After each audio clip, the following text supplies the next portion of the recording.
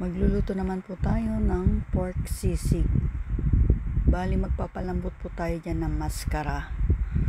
Nilagyan ko na po ng tubig yung pressure cooker, tapos nilagay ko na rin po yung maskara dyan sa pressure cooker. Palalambutin po natin ito ng mga 15 minutes. 15 minutes to 20 minutes para malambot po yung maskara. Nilagay ko na rin po yung mga rekado dyan, tulad ng sibuyas, pamintang buo, dahon ng laurel, tapos durog na bawang, at pampalasang asin. Tapos nilagyan ko na rin po ng konting betchin. Ayan po.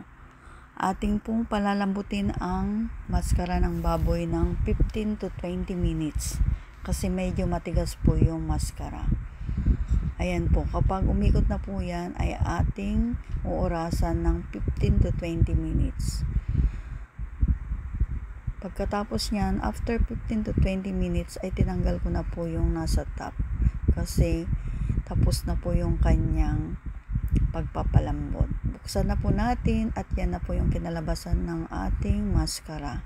Malambot na po siya mga kamadam kasi. Hinalo-halo ko lang po yan kasi gawa ng mga rekadong nasa ibabaw. Pagkatapos po niyan ay tayo ay magpiprito na po.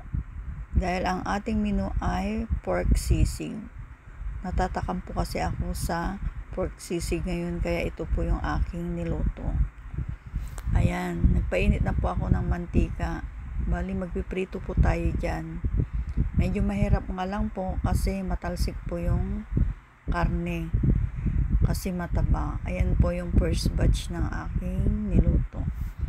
Pagka medyo brown na po ay ating baliktarin. Ayan, binaliktad ko na po siya. Nakakatakot po magprito dahil matalsik. Ayan. Ahunin na po natin para isunod din po natin yung pangalawang batch. Ayan na po yung pangalawang batch.